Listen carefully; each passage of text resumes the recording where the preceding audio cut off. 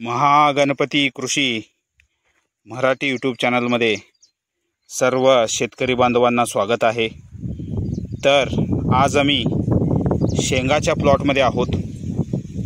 तर ह्या शेंगाच्या प्लॉटमध्ये शेंगाची पानं जी आहेत ती तर ह्या पद्धतीने शेंगाची पानं जी आहेत ती पिवळी झालेली आहेत। तर आपण बघू शकता तर ही फेरस डेफिशियन्सी आहे।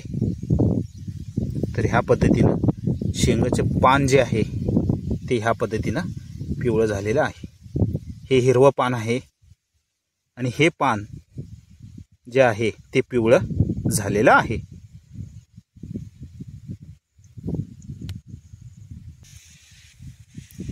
ह्या पद्धतीने शेंगाची पानं पिवळी झालेली आहेत।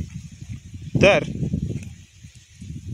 ह्याच्यासाठी आम्ही एक लागवडीचा डोस देणार आहोत।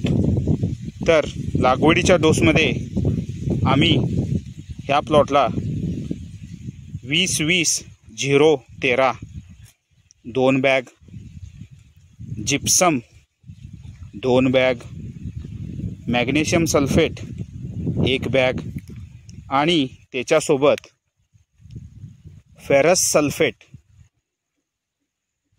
30 किलो ह्या पद्धतीने 1 एकराला आम्ही डोस देणार आहोत।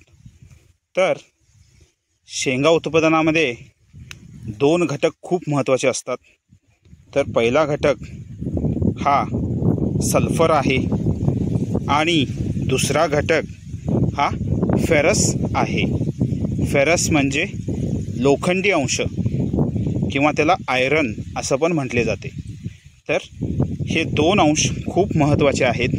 हे 2 न्यूट्रिएंट खूप महत्त्वाचे आहेत। तर शेंगाच्या वाढीसाठी हा लागवडीचा डोस खूप महत्त्वाचा आहे।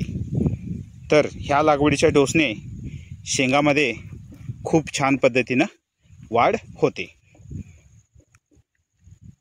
आणि हा लागवडीचा डोस आपण देत असताना हा डोस पानावरती हा डोस पडू नये ह्याची काळजी घ्यावी। तर ह्या पद्धतीने आम्ही ह्या प्लॉटला डोस देणार आहोत। तर भेटूया नेक्स्ट व्हिडिओमध्ये। थँक्यू, धन्यवाद।